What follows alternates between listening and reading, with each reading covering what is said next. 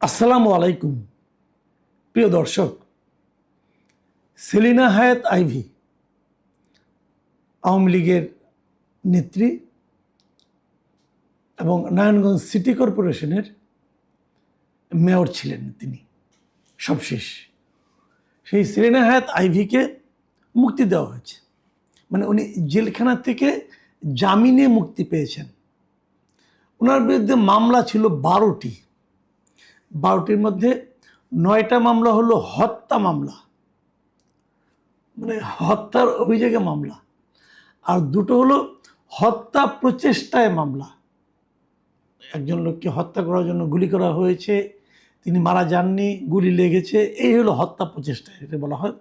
সেরকম ঘটনার জন্য ওনার পিছনে 2টা মামলা। আরেকটা মামলা হলো যে সরকারি কাজে বাধা দেওয়ার জন্য মামলা, মানে ওটা হলো ওনাকে ধরতে গিয়েছিল পুলিশ, যাওয়ার পর ওনার যারা নাকি ভক্ত সমর্থক আছেন তারা বাড়ি ঘেরাও করে ফেলেছিল। তো ওটা সরকারি কাজে বাধা না, নির্বিঘ্নে তাকে গ্রেপ্তার করে নিয়ে আসতে পারে নাই, এই বাধা, এই জন্য একটা মামলা। এই 12টা মামলাগুলি বিচার মানে কোন পর্যায়ে আছে এটা নিয়ে আলোচনা তো পরের কথা, ওটা নিয়ে আলোচনা করবেন না, কারণ এগুলি এখনও তদন্ত শেষ হয় নাই। অনেক মামলার তদন্ত হবে, চার্জশিট হবে অথবা ফাইনাল রিপোর্ট হবে, আদালতে যাবে, অনেক কিছু, হ্যাঁ, তারপরে সাক্ষ্য প্রমাণ হবে, তারপরে বিচার হবে। এবং এই মামলাগুলো সবগুলি মামলায় এই যে গত 2024-এর জুলাই আগস্টে যে সরকার বিরোধী আন্দোলন হয়েছে সে আন্দোলনের সময়কার মামলা। সেলিনা হায়াৎ আইভী আওয়ামী লীগের নেতা ছিলেন বটে, কিন্তু নারায়ণগঞ্জে আওয়ামী লীগের মূল দাপটটা সবসময় দেখিয়েছেন শামীম ওসমান, নাসিম ওসমান, এরা এই ওসমান পরিবারের লোকরা, এরাই বেসিক্যালি আওয়ামী লীগের যে দাপট, ক্ষমতার যে দাপট, মানুষকে মারা, মানুষকে ধরা, মানুষের বিরুদ্ধে হয়রানি করা, দুর্নীতি করা, যত কিছু করা সব কিছু কিন্তু ওরা করেছে। এবং এই 24শে জুলাই আগস্টে যে ধরনের অত্যাচার হয়েছে, সাধারণ মানুষের উপর গুলি হয়েছে, যে ঘটনাগুলি ঘটেছে, সেই ঘটনাগুলিতে এই ওসমান পরিবারের লোকেরাই জড়িত ছিল। এবং সেলিনা হায়াৎ আইভীর কোনো কিছু বাহাদুরি দেখানোর কোনো সুযোগই, চাইলেও উনি বাহাদুরি দেখানোর কোনো সুযোগই পাইতেন না। এই কারণে যদি তারা কিছু করতে চাইতেন তাহলে শামীম ওসমানরা মনে করতেন তাহলে বুঝি সেলিনা হায়াৎ আইভী শেখ হাসিনার প্রিয়পাত্র হয়ে যান, কাজে তাকে কিছুই করতে দেওয়া হতো না। মেয়র ছিলেন বটে, ওই প্রশাসনিক ওইটুকুই, এর বাইরে কিন্তু দলীয় দাপট যে জিনিসটা, এটা মূলত শামীম ওসমানরাই দেখাতেন। কিন্তু তারপরও সেলিনা হায়াৎ আইভীর বিরুদ্ধে হত্যা মামলা, মানে উনি হত্যা করেছেন কি করেননি অথবা হুকুমের আসামি কিনা, এগুলো তো আরও অনেক পরে ব্যাখ্যা করা হবে। এই মামলাগুলো নিয়ে 13 মাস উনি জেলে কাটিয়েছেন জামিন না পাওয়ার কারণে। এর মধ্যে একাধিক মামলায় ওনার জামিন একাধিকবার হয়েছে, এবং জামিন নিয়ে যখন উনি বেরোতে যাবেন তখন তাকে জেল গেটে আবার অন্য একটা মামলায় শোন অ্যারেস্ট দেখানো হয়েছে। এভাবে নানা রকম মামলার সংখ্যাও এভাবেই বেড়েছে আস্তে আস্তে। মানে জামিন পেয়েছে হাইকোর্ট থেকে, জামিনের কাগজপত্র নিয়ে জেলখানায় গিয়েছে, আবার তাকে শোন অ্যারেস্ট দেখে আরেকটা মামলা, নতুন আরেকটা মামলা থেকে অ্যারেস্ট দেখে আবার আটকে রাখা হয়েছে। এইভাবে চলছে। এই সরকার দায়িত্ব নেওয়ার পর, মানে বিএনপি সরকার দায়িত্ব নেওয়ার পর এই আমলেও একাধিকবার এই ধরনের ঘটনা ঘটেছে। তারপর সর্বশেষ গত 30শে এপ্রিল সিদ্ধিরগঞ্জ থানার 2টা হত্যা মামলায় হাইকোর্ট থেকে অন্তর্বর্তীকালীন জামিন পান তিনি 30 তারিখে।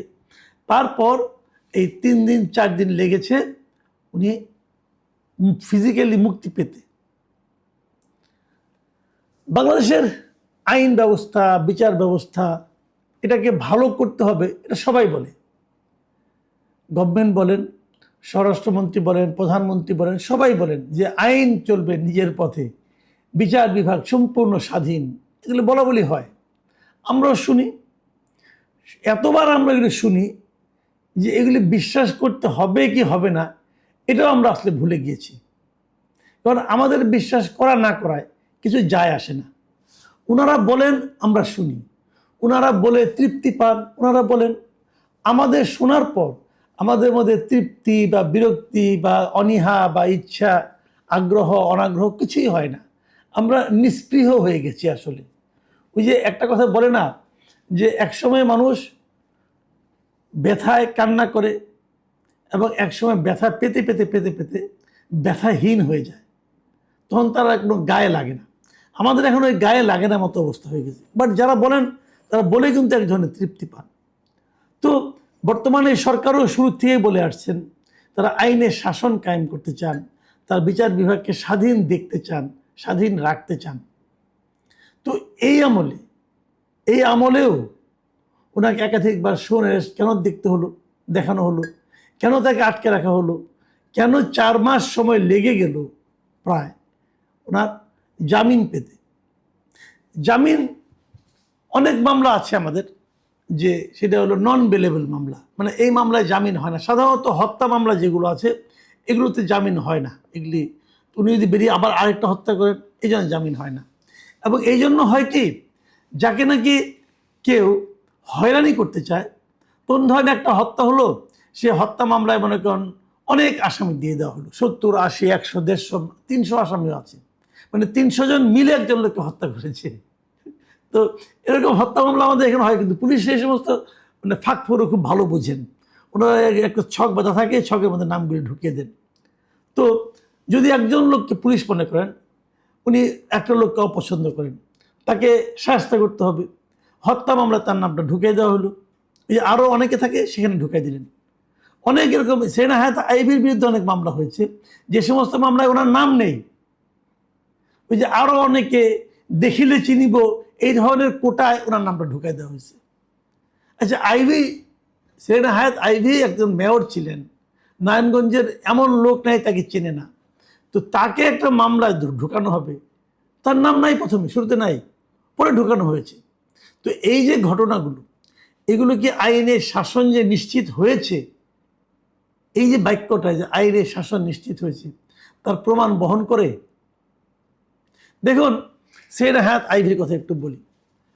তাকে গতকাল রাত 10টায় আদালত কারাগার থেকে ছেড়ে দেওয়া হয়েছে, কাগজপত্র নিয়ে দেখানোর পর রাত 10টা।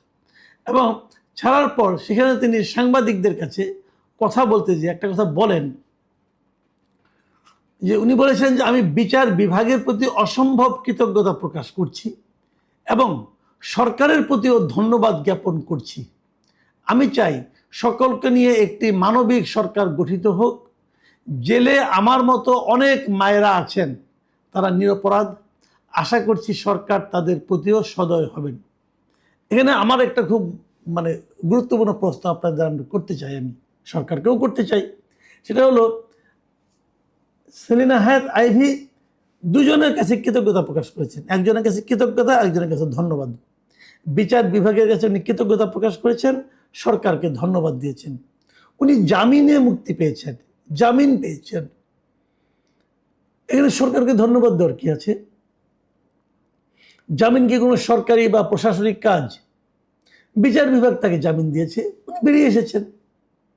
সরকারকে ধন্যবাদ দিচ্ছেন কেন? সরকার কিভাবে ওনার প্রতি, উনি বলেছেন কি, যে জেলখানে উনি দেখেছেন যে আরো অনেক মা আছেন যারা নিরপরাধ। উনি আশা করেছেন সরকার তাদের প্রতিও সদয় হবেন। তো জেলখানায় আছেন, বিচার বিভাগীয় সিদ্ধান্তের কারণে উনি জেলখানায় আছেন। এখানে সরকারের সদয় হওয়া না হওয়ার কি আসে যায়? এটা আমি যেটা বললাম এটা হলো তত্ত্বের কথা, আইনের কথা। বাট বাস্তবতা হলো, সেলিনা হায়াত আইভির এই যে সরকারের কাছে কৃতজ্ঞতা জানানো, এটা শুনে কেউ অবাক হন নাই। সবার মনে দুটো জিনিস এখানে এসেছে, যে আসলেই সরকার চাইলে তাকে আরো আটকে রাখতে পারত, আরো তাকে হয়রানি করতে পারত, আবার একটা মামলা তাকে সরে দেখাতে পারত, মামলার সঙ্গে একটা বাড়ত, আবার মামলা চলতো 2-3 মাস। কিন্তু সরকার এক্ষেত্রে এটা দেখায় নাই, এই জন্য উনি সরকারকে ধন্যবাদ দিয়েছেন। কিন্তু উনি কিন্তু এতদিন যে দেখিয়ে তাকে আটকে রেখেছে, তার জন্য কিন্তু সরকারের নিন্দা করেন নাই। কেন নিন্দা করেন নাই?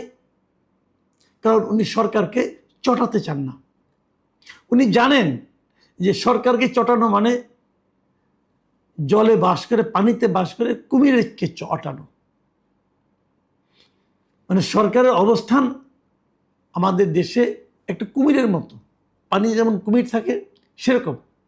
তারা চাইলেই যে কাউকে কামড় দিতে পারে, চাইলেই যে কাউকে ছেড়ে দিতে পারে। কাজেই যারা এই বাস্তবতাটা বোঝেন, যারা একবার দুইবার কুমিরের কামড় খেয়েছেন, তারা যখন নাকি কুমিরের কামড় না দেয় তখন কুমিরকে ধন্যবাদ দেয় যে আপনি আমাকে আরেকবার কামড় দেন নাই, আপনাকে ধন্যবাদ, আপনার কাছে আমি কৃতজ্ঞ। চাইলে আপনি দিতে পারতেন, আপনি কামড় দিলে আমি আপনাকে কিচ্ছু করতে পারতাম না, কিচ্ছু বলতে পারতাম না। এই যে সরকারের একটা ক্ষমতা, যে ক্ষমতাকে চ্যালেঞ্জ করা যায় না, এই ক্ষমতাটা যখন সরকার প্রয়োগ করতে থাকেন, এদিক হোক ওদিক হোক, মানে ভালোর দিকে হোক মন্দর দিকে হোক, যখন এই ক্ষমতাটা সরকার প্রয়োগ করতে থাকেন, তখনই সেই সরকারের স্বৈরাচারী হয়ে ওঠার কাজটা শুরু হয়।